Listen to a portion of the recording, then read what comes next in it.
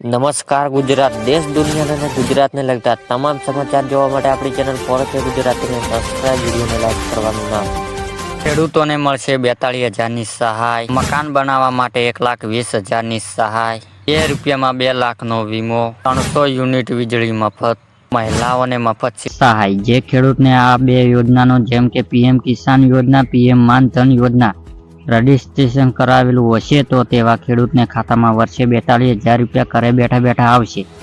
અને સરકાર પીએમ કિસાન યોજના અંતર્ગત દર વર્ષે ₹6,000 ખેડૂતના ખાતામાં નાખશે. અને ત્યારે કિસાન યોજનાનો લાભ જો પીએમ માન ધન યોજના ફોર્મ ભરે છે તો તેમને 60 વર્ષે ઉંમરને દર વર્ષે ₹36,000 મળશે. અને આ બંને યોજના થઈને ખેડૂતને બેઠા બેઠા ₹42,000 ખાતામાં આવશે.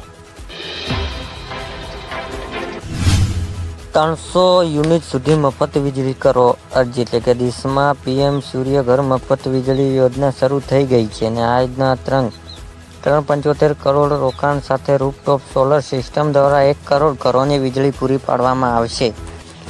અને આ યોજનાનો લાભ મેળવનાર ગ્રાહકોને દર મહિને 300 યુનિટ સુધી મફત વીજળી પણ મળશે. તમને આ યોજનાનો લાભ મેળવવા માટે આ લિંક પર અરજી કરી શકો છો.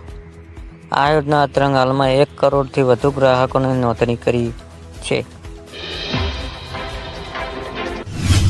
₹2 2 લાખનો વીમો. એટલે કે આજના સમયમાં વીમો એ સામાન્ય પ્રજાતાથી જરૂરિયાત ચીજ છે અને આમ જીવનનો વીમો પ્લાન ઘણી કંપનીઓ રજૂ કરી રહી છે.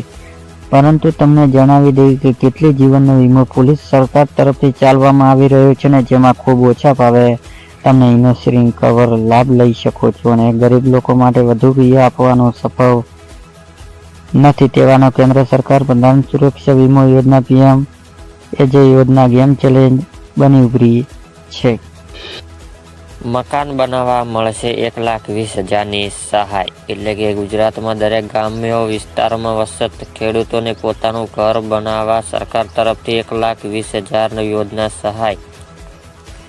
હપ્તામાં 60,000, બીજા હપ્તામાં 40,000 અને ત્રીજા હપ્તામાં 20,000 આપવામાં આવશે. અને જ્યારે આ ખેડૂતોને મજૂર વર્ગ અને આર્થિક રીતે યોજના દરેકના સરકાર ઘર બનાવવા 50 વર્ગના લોકોનો સમાવેશ કરવામાં આવ્યો છે. અને જ્યારે પ્રતિ દીન દયાળ ઉપાધ્યાય આવાસ યોજના હેઠળ વિકાસ કલ્યાણની વેબસાઇટ પર ઓનલાઈન અથવા ઓફલાઈન ફોર્મ ભરવાનું રહેશે.